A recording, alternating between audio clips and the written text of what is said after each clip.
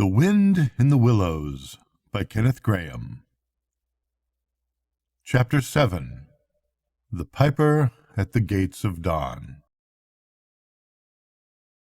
The willow wren was twittering his thin little song, hidden himself in the dark selvage of the river-bank.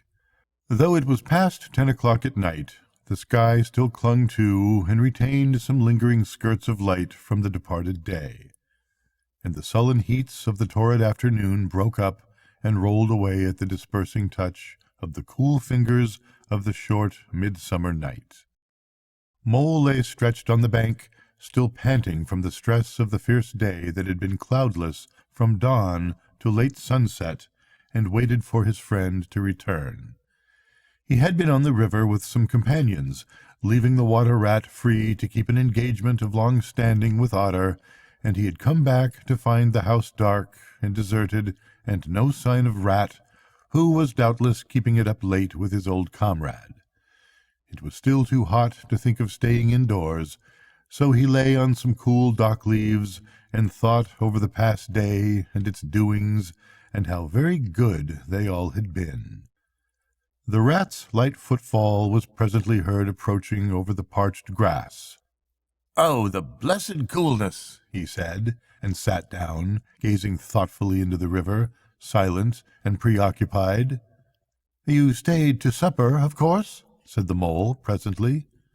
"Simply had to," said the rat. "They wouldn't hear of my going home. You know how kind they always are. They made things as jolly for me as ever they could, right up to the moment I left. But I felt a brute all the time, as it was clear to me they were very unhappy, though they tried to hide it. Mole, I'm afraid they're in trouble. Little Portly is missing again, and you know what a lot his father thinks of him, though he never says much about it." "What, that child?" said the mole, lightly. "Well, suppose he is. Why worry about it? He's always straying off and getting lost and turning up again. He's so adventurous. But no harm ever happens to him. Everybody hereabouts knows him and likes him, just as they do old Otter. And you may be sure some animal or other will come across him and bring him back again all right. Why, we found him ourselves, miles from home, and quite self-possessed and cheerful." "Yes, but this time it's more serious," said the rat, gravely. "He's been missing for some days now, and the otters have hunted everywhere, high and low, without finding the slightest trace, and they've asked every animal, too, for miles around, and no one knows anything about him. Otter's evidently more anxious than he'll admit. I got out of him that young Portly hasn't learned to swim very well yet, and I can see he's thinking of the weir. There's a lot of water coming down still, considering the time of the year. The place always had a fascination for the child. And then there are, well, traps and things, you know. Otter's not the fellow to be nervous about any son of his before it's time. And now he is nervous. When I left, he came out with me, said he wanted some air, and talked about stretching his legs. But I could see it wasn't that, so I drew him out and pumped him, and got it all from him at last. He was going to spend the night watching by the ford. You know, the place where the old ford used to be in bygone days, before they built the bridge." "I know it well," said the mole. "But why should Otter choose to watch there?" "Well, it seems that it was there he gave Portly his first swimming lesson," continued the rat. "From that shallow, gravelly spit near the bank, and it was there he used to teach him fishing, and there young Portly caught his first fish, of which he was so very proud. And the child loved the spot, and Otter thinks that if he came wandering back from wherever he is, or he is anywhere by this time, poor little chap, he might make for the ford he was so fond of, or if he came back across, he'd remember it well, and stop there and play, perhaps. So Otter goes there every night and watches on the chance, you know, just on the chance." They were silent for a time, both thinking of the same thing, the lonely, heart-sore animal crouched by the ford, watching and waiting the long night through, on the chance "Well, well," said the rat presently, "I suppose we ought to be thinking about turning in." But he never offered to move. "Rat," said the mole, "I simply can't go and turn in, and go to sleep and do nothing, even though there doesn't seem to be anything to be done. We'll get the boat out and paddle upstream. The moon will be up in an hour or so, and then we will search as well as we can. Anyhow, it will be better than just going to bed and doing nothing."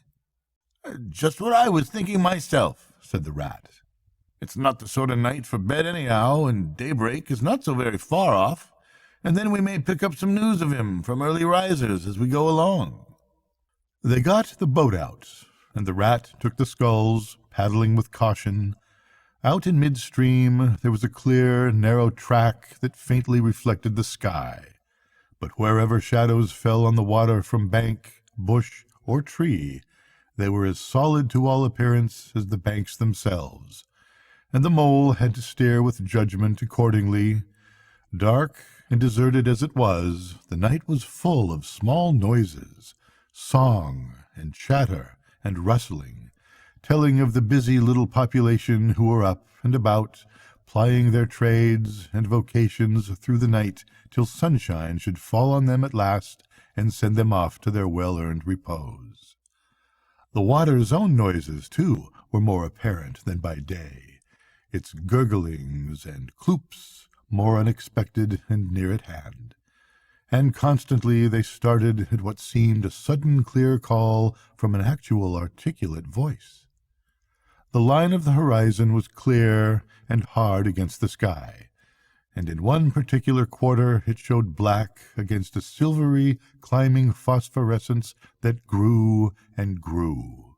At last, over the rim of the waiting earth, the moon lifted with slow majesty till it swung clear of the horizon and rode off, free of moorings, and once more they began to see surfaces, meadows wide-spread, and quiet gardens, and the river itself from bank to bank, all softly disclosed, all washed clean of mystery and terror, all radiant again as by day, but with a difference that was tremendous. Their old haunts greeted them again in other raiment, as if they had slipped away and put on this pure new apparel and come quietly back, smiling as they shyly waited to see if they would be recognized again under it. Fastening their boat to a willow, the friends landed in this silent silver kingdom and patiently explored the hedges, the hollow trees, the runnels and their little culverts, the ditches and dry waterways. Embarking again and crossing over, they worked their way up the stream in this manner, while the moon, serene and detached in a cloudless sky, did what she could, though so far off, to help them in their quest, till her hour came, and she sank earthwards reluctantly, and left them, and mystery once more held field and river. Then a change began slowly to declare itself. The horizon became clearer, field and tree came more into sight, and somehow with a different look. The mystery began to drop away from them. A bird piped suddenly and was still, and a light breeze sprang up and set the reeds and bulrushes rustling. Rat, who was in the stern of the boat, while Mole sculled, sat up suddenly and listened with a passionate intentness. Mole, who with gentle strokes was just keeping the boat moving while he scanned the banks with care, looked at him with curiosity. "It's gone," sighed the rat, sinking back in his seat again. "So beautiful and strange and new. Since it was to end so soon, I almost wish I had never heard it, for it has roused a longing in me that is pain, and nothing seems worth while but just to hear that sound once more and go on listening to it forever. No, there it is again," he cried, alert once more. Entranced, he was silent for a long space, spellbound. "Now it passes on, I begin to lose it," he said presently. "Oh, Mole, the beauty of it, the merry bubble and joy, the thin, clear, happy call of the distant piping, Such music I never dreamed of, and the call in it is stronger even than the music is sweet. Row on, mole, row, for the music and the call must be for us." The mole, greatly wondering, obeyed. "I hear nothing myself," he said, "but the wind playing in the reeds and the rushes and the osiers." The rat never answered. If indeed he heard, rapt, transported, trembling, he was possessed in all his senses by this new divine thing that caught up his helpless soul and swung and dandled it, a powerless but happy infant in a strong, sustaining grasp. In silence Mole rowed steadily, and soon they came to a point where the river divided, a long backwater branching off to one side. With a slight movement of his head, Rat, who had long dropped the rudder lines, directed the rower to take the backwater. The creeping tide of light gained and gained, and now they could see the color of the flowers that gemmed the water's edge. "Clearer and nearer still," cried the rat joyously. "Now you must hear it. Ah, at last I see you do." Breathless and transfixed, the mole stopped rowing as the liquid run of that glad piping broke on him like a wave, caught him up, and possessed him utterly. He saw the tears on his comrade's cheeks, and bowed his head and understood. For a space they hung there, brushed by the purple loose strife that fringed the bank, and then the clear imperious summons that marched hand in hand with the intoxicating melody imposed its will on Mole, and mechanically he bent to his oars again, and the light grew steadily stronger, but no birds sang as they were wont to do at the approach of dawn, but for the heavenly music all was marvelously still. On either side of them, as they glided onwards, the rich meadow grass seemed that morning of a freshness and a greenness unsurpassable. Never had they noticed the roses so vivid, the willow herb so riotous, the meadow sweet so odorous and pervading. Then the murmur of the approaching weir began to hold the air, and they felt a consciousness that they were nearing the end, whatever it might be, that surely awaited their expedition. A wide half-circle of foam and glinting lights and shining shoulders of green water, the great weir closed the backwater from bank to bank, troubled all the quiet surface with twirling eddies and floating foam streaks, and deadened all the other sounds with its solemn and soothing rumble. In midmost of the stream, embraced in the weir's shimmering arm spread, a small island lay anchored, fringed close with willow and silver birch and alder.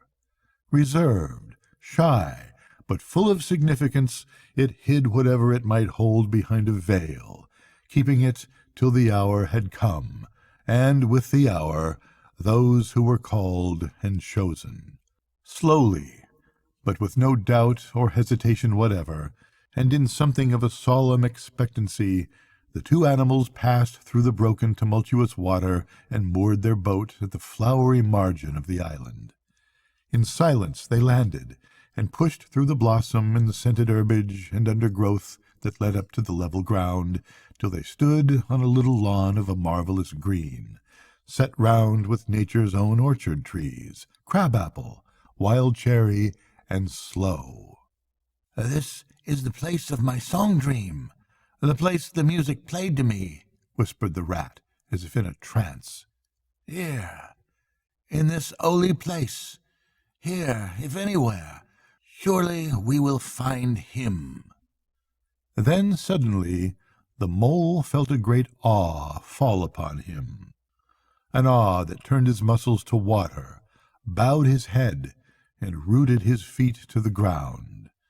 It was no panic terror.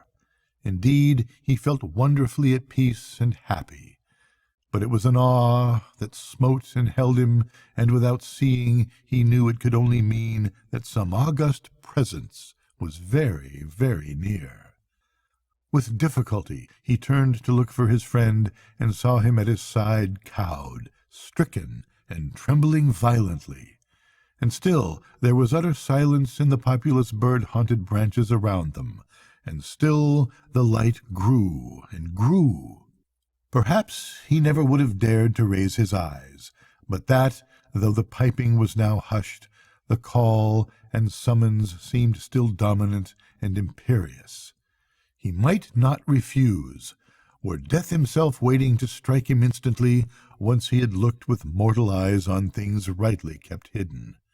Trembling, he obeyed, and raised his humble head, and then, in that utter clearness of the imminent dawn, while nature, flushed with fullness of incredible color, seemed to hold her breath for the event, he looked in the very eyes of the friend and helper, saw the backward sweep of the curved horns gleaming in the growing daylight, saw the stern, hooked nose between the kindly eyes that were looking down on them humorously, while the bearded mouth broke into a half-smile at the corners, saw the rippling muscles on the arm that lay across the broad chest, the long, supple hand still holding the panpipes, only just fallen away from the parted lips, saw the splendid curves of the shaggy limbs disposed in majestic ease on the sward, saw, last of all, nestling between his very hooves, sleeping soundly in entire peace and contentment, the little, round, podgy, childish form of the baby otter. All this he saw, for one moment breathless and intense, vivid on the morning sky, and still, as he looked, he lived, and still, as he lived, he wondered. "Rat," he found breath to whisper, shaking, "are you afraid?" "Afraid?" murmured the rat, his eyes shining with unutterable love. "Afraid? Of him? Oh, never, never! And yet, oh, Mole, I am afraid."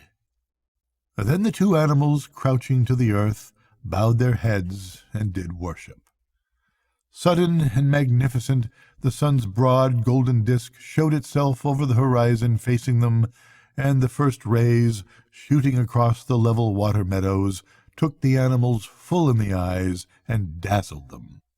When they were able to look once more, the vision had vanished, and the air was full of the carol of birds that hailed the dawn. As they stared blankly in dumb misery, deepening as they slowly realized all they had seen and all they had lost, a capricious little breeze, dancing up from the surface of the water, tossed the aspens, shook the dewy roses, and blew lightly and caressingly in their faces, and with its soft touch came instant oblivion. For this is the last best gift that the kindly demigod is careful to bestow on those to whom he has revealed himself in their helping, the gift of forgetfulness, lest the awful remembrance should remain and grow, and overshadow mirth and pleasure, and the great haunting memory should spoil all the after-lives of little animals helped out in difficulties, in order that they should be happy and light-hearted as before. Mole rubbed his eyes and stared at Rat, who was looking about him in a puzzled sort of way. I beg your pardon. What did you say, Rat?" he asked. "I think I was only remarking," the rat said slowly, "that this was the right sort of place, and that here, if anywhere, we should find him. And look, why, there he is, the little fellow." And with a cry of delight he ran towards the slumbering Portly. But Mole stood still a moment, held in thought, as one wakened suddenly from a beautiful dream, who struggles to recall it, and can recapture nothing but a dim sense of the beauty of it, the beauty, until that too fades away in its turn, and the dreamer bitterly accepts the hard cold waking and all its penalties. So Mole, after struggling with his memory for a brief space, shook his head sadly and followed the rat. Portly woke up with a joyous squeak, and wriggled with pleasure at the sight of his father's friends, who had played with him so often in the past days. In a moment, however, his face grew blank, and he fell to hunting round in a circle with pleading whine, as a child that has fallen happily asleep in its nurse's arms, and wakes to find itself alone and laid in a strange place, and searches corners and cupboards, and runs from room to room, despair growing silently in its heart, even so Portly searched the island, and searched, dogged and unwearying, till at last the black moment came for giving it up, and sitting down and crying bitterly. The mole ran quickly to comfort the little animal, but Rat, lingering, looked long and doubtfully at certain hoof marks deep in the sward. "Some great animal has been here," he murmured slowly and thoughtfully, and stood musing, his mind strangely stirred. "Come along, Rat," called the mole. "Think of poor Otter waiting up there by the ford." Portly had soon been comforted by the promise of a treat, a jaunt on the river in Mr. Rat's real boat, and the two animals conducted him to the water's side, placed him securely between them in the bottom of the boat, and paddled off down the backwater. The sun was fully up by now, and hot on them. Birds sang lustily and without restraint, and flowers smiled and nodded from either bank, but somehow, so thought the animals, with less of richness and blaze of color than they seemed to remember seeing quite recently somewhere. They wondered where. The main river reached again. They turned the boat's head upstream, towards the point where they knew their friend was keeping his lonely vigil. As they drew near the familiar ford, the mole took the boat into the bank, and they lifted Portly out and set him on his legs on the tow-path, gave him his marching orders and a friendly farewell pat on the back, and shoved out into mid-stream. They watched the little animal as he waddled along the path contentedly and with importance, watched him till they saw his muzzle suddenly lift and his waddle break into a clumsy amble as he quickened his pace with shrill whines and wriggles of recognition. Looking up the river, they could see Otter start up, tense and rigid, from out of the shallows where he crouched in dumb patience, and could hear his amazed and joyous bark as he bounded through the osiers to the path. And then the mole, with a strong pull on one oar, swung the boat round and let the full stream bear them down again whither it would, their quest now happily ended. "I feel strangely tired, Rat," said the mole, leaning wearily over his oars as the boat drifted. "It's being up all night, you'll say, perhaps, but that's nothing. We do as much half the nights of the week at this time of the year. No, I feel as if I had been through something very exciting and rather terrible, and it was just over, and yet nothing particular has happened." "Or something very surprising and splendid and beautiful," murmured the Rat, leaning back and closing his eyes. "I feel just as you do, Mole, simply dead tired, though not body tired. It's lucky we've got the stream with us to take us home. Isn't it jolly to feel the sun again, soaking into one's bones, and hark to the wind playing in the reeds?" "It's like music, far-away music," said the mole, nodding drowsily. "So I was thinking," murmured the Rat, dreamful and languid. "Dance music, the lilting sort that runs on without a stop, but with words in it, too. It passes into words and out of them again. I catch them at intervals, and then it is dance music once more, and then nothing but the reeds' soft, thin whispering." "You hear better than I," said the mole sadly. "I cannot catch the words." "Oh, let me try and give you them," said the Rat softly, his eyes still closed. "Now it is turning into words again, faint but clear. Lest the hour should dwell, and turn your frolic to fret, you shall look on my power at the helping hour, but then you shall forget." And now the reeds take it up. "Forget, forget," they sigh, and it dies away in a rustle and a whisper. And then the voice returns. "Lest limbs be reddened and rent, I spring the trap that is set, and I loose the snare, you may glimpse me there, for surely you shall forget. Row nearer, mole, nearer to the reeds. It is hard to catch, and grows each minute fainter. Helper and healer I cheer, small waifs in the woodland wet, strays I find in it, wounds I bind in it, bidding them all forget. Nearer, mole, nearer. No, it is no good. The song has died away into reed talk. "But what do the words mean?" asked the wondering mole. That I do not know, said the rat simply. I passed them on to you as they reached me. Ah, now they return again, and this time full and clear. This time, at last, it is the real, the unmistakable thing, simple, passionate, perfect. "Well, let's have it then," said the mole, after he had waited patiently for a few minutes, half dozing in the hot sun. But no answer came. He looked and understood the silence. With a smile of much happiness on his face, and something of a listening look still lingering there, the weary rat was fast asleep. We'll continue with Kenneth Grahame's The Wind in the Willows, with Chapter 8. Good night, kids.